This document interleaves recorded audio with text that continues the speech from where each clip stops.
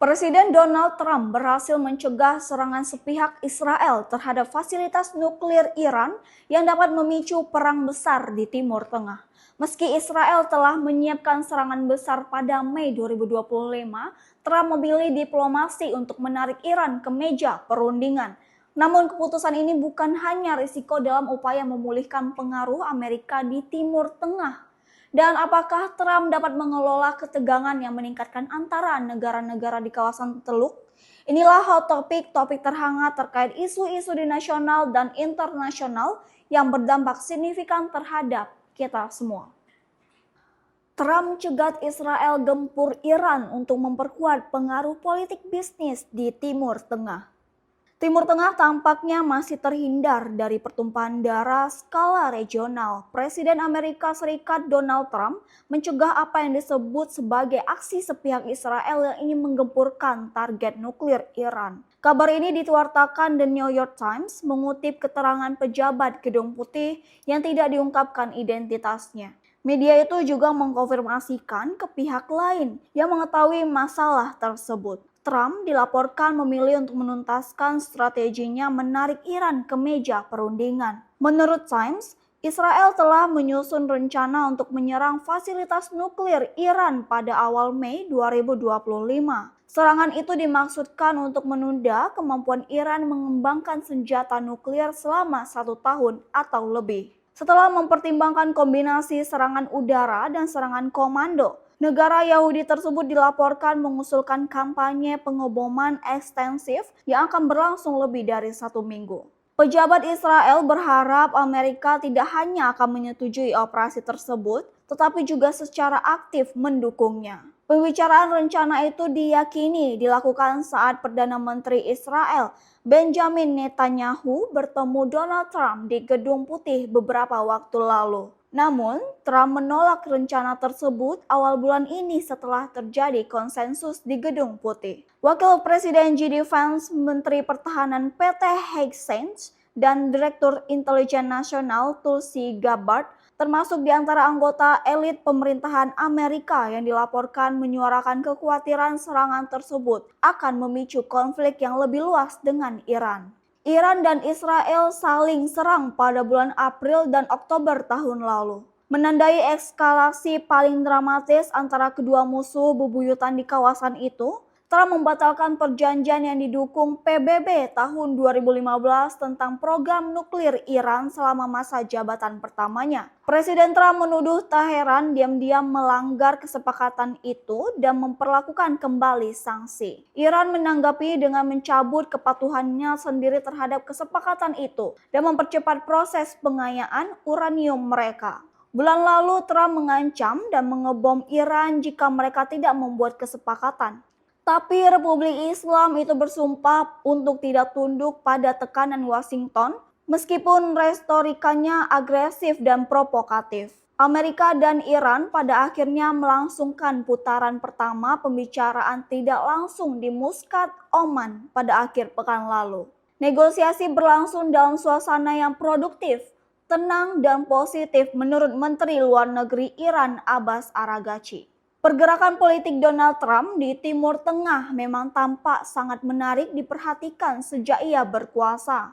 Merundingkan Ukraina, Trump memilih Arab Saudi sebagai tuan rumah yang mempertemukan timnya dengan para pejabat Rusia. Pilihan ini memperlihatkan keinginan Trump untuk kembali mengokohkan pengaruh Amerika di Timur Tengah. Pertanyaannya sekarang, bisakah Donald Trump membentuk kembali Timur Tengah sesuai keinginan dan agenda Washington? Jawaban atas pertanyaan ini bisa diamati dari rencana perjalanan internasional pertama Trump sejak menjabat adalah ke Arab Saudi, Qatar, dan Uni Emirat Arab. Murad Sadis Z, Presiden Pusat Studi Timur Tengah dan dosen tamu Universitas HSE Moskow, mencermati perkembangan di dalam tulisannya di media Rusia Today.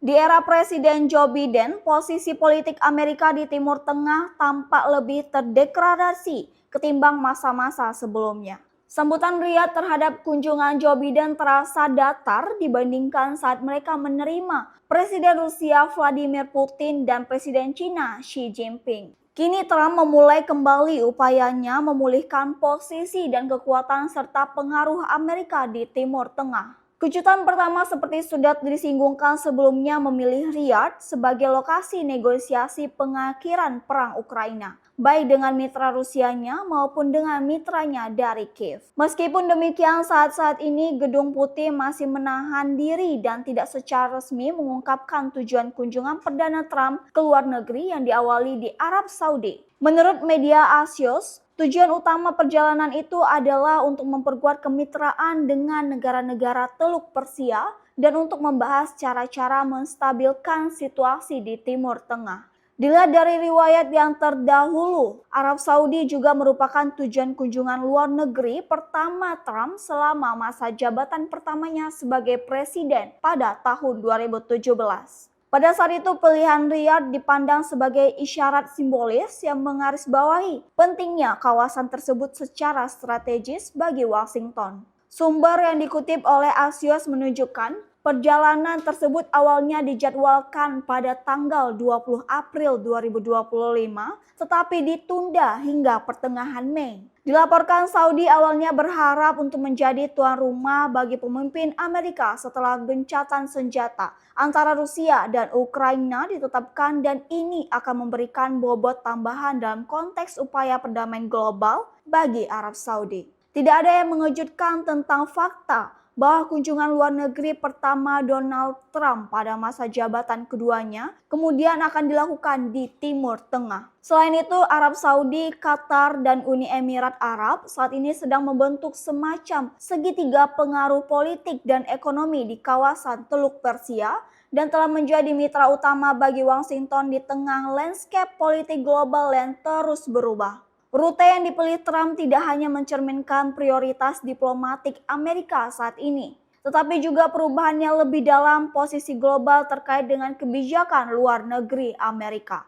Tidak seperti Uni Eropa, di mana sikap terhadap Trump tetap hati-hati jika tidak secara terbuka kritis. Negara-negara Teluk menunjukkan keinginan untuk berdialog dan bahkan bekerjasama erat. Negara-negara ini dan Trump memiliki pandangan yang pragmatis, minat pada stabilitas regional, pertumbuhan ekonomi, kerjasama energi, dan upaya untuk menahan pesaing regional seperti Iran. Saat ini negara-negara Teluk tidak lagi menjadi sekedar monarki minyak, tetapi mereka adalah para pemain penuh di panggung internasional. Arab Saudi tengah majukan program modernisasi berskala besar yang dikenal sebagai Visi 2030 yang bertujuan untuk mendiversifikasi ekonominya dan memperkuat agensi geopolitiknya. Qatar meskipun ukurannya kecil, telah menjadi mediator yang berpengaruh dalam konflik regional dan memainkan peran aktif dalam urusan kemanusiaan dan diplomatik.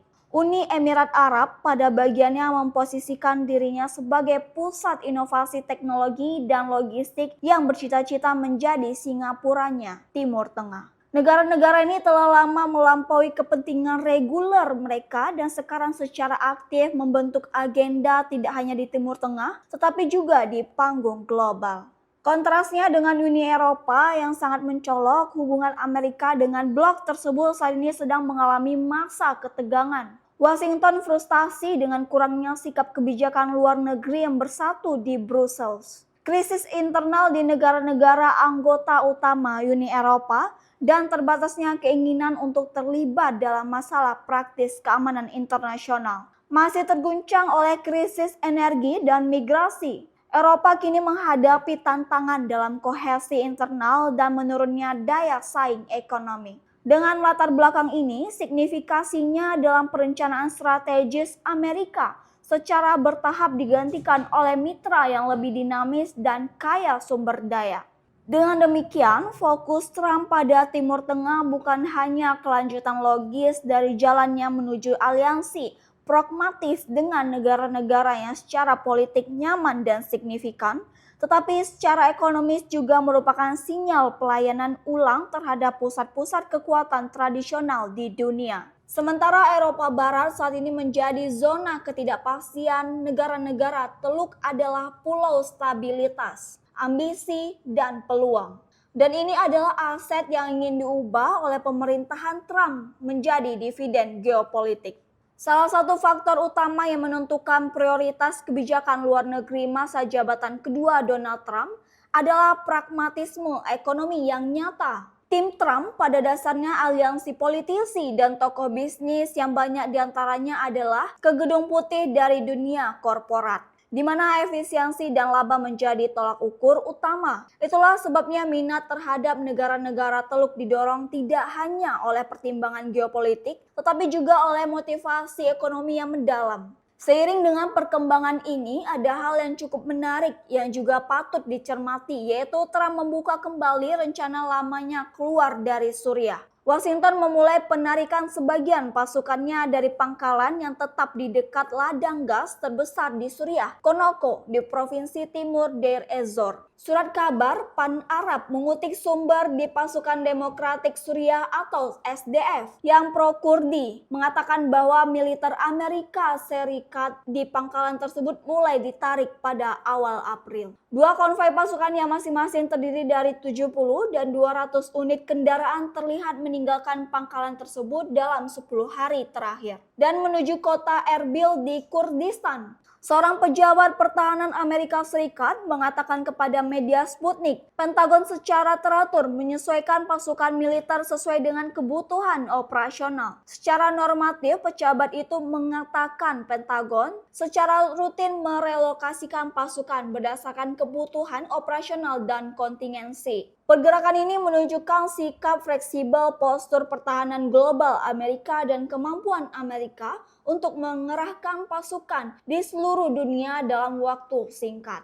Karena alasan keamanan operasional, pejabat itu tidak memiliki tambahan data apapun untuk diberikan kepada media massa. Kebijakan penarikan pasukan Amerika dari Suriah tentu menimbulkan kekhawatiran terutama dari Israel. Sementara kelompok Kurdistan yang diwakili Syrian Democratic Force atau SDF telah membuat kesepakatan khusus dengan rezim Muhammad al-Julani di Damaskus. Kelompok Kurdistan selama ini muncul sebagai kekuatan signifikan di Suriah Utara dan kerap berkonfrontasi dengan kelompok bersenjata Suriah yang didukung Turki. Kesepakatan SDF dengan al-Julani kemungkinan memberi kesepakatan dan jaminan keamanan bagi Kurdistan jika relasi kuat mereka yaitu Amerika meninggalkan Suriah. Tetapi Israel tidak melihatnya sedemikian walaupun ancaman terhadap mereka sudah menurun di saat Hamas dan Hizbullah Lebanon dilemahkan dan Bashar al-Assad disingkirkan. Bagaimanapun juga Israel tidak atau belum mempercayai Muhammad al-Julaini sepenuhnya, yang notabene dia adalah tokoh utama kelompok Hayat Tahrir al-Syam. Al-Julani pernah masuk dalam daftar tokoh teroris yang paling dicari Amerika dan kepalanya dibanderol 10 juta dolar Amerika. Tetapi dengan upaya Donald Trump untuk mengokohkan kembali pengaruhnya di Timur Tengah, terutama membangun relasi kuat dengan Arab Saudi, ini menjadi semacam garansi bagi Israel.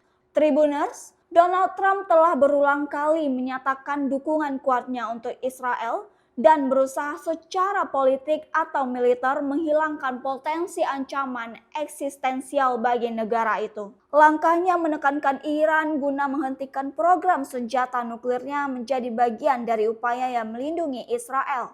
Tentu upaya diplomatik itu memiliki konsekuensi, yaitu Israel tidak bisa sesuka hati bergerak sendiri dan melakukan serangan militer ke Iran. Dengan begitu, kendali tetap ada di tangan Donald Trump dan elit Washington lain yang sangat berkuasa. Tujuan akhirnya pun tetap sama, Amerika berkeinginan mempertahankan superioritas Israel di Timur Tengah, termasuk menghadapi potensi ancaman dan perluasan pengaruh Turki serta Iran. Kita sulit menerka apa yang akan terjadi berikutnya, semua dampaknya jika Israel benar-benar tidak bisa dikendalikan dan lalu menggempurkan Iran. Tentu akan pecah perang, konflik skala regional yang sangat menghancurkan jika tidak dikelola secara hati-hati, baik oleh Amerika, Israel maupun Iran. Mencegat rencana ugal-ugalan Israel yang ingin menggempurkan Iran pada dasarnya menjadi bagian langkah politik Donald Trump untuk memulihkan dominasi Washington di Timur Tengah. Download Tribun X sekarang, menghadirkan lokal menjadi Indonesia.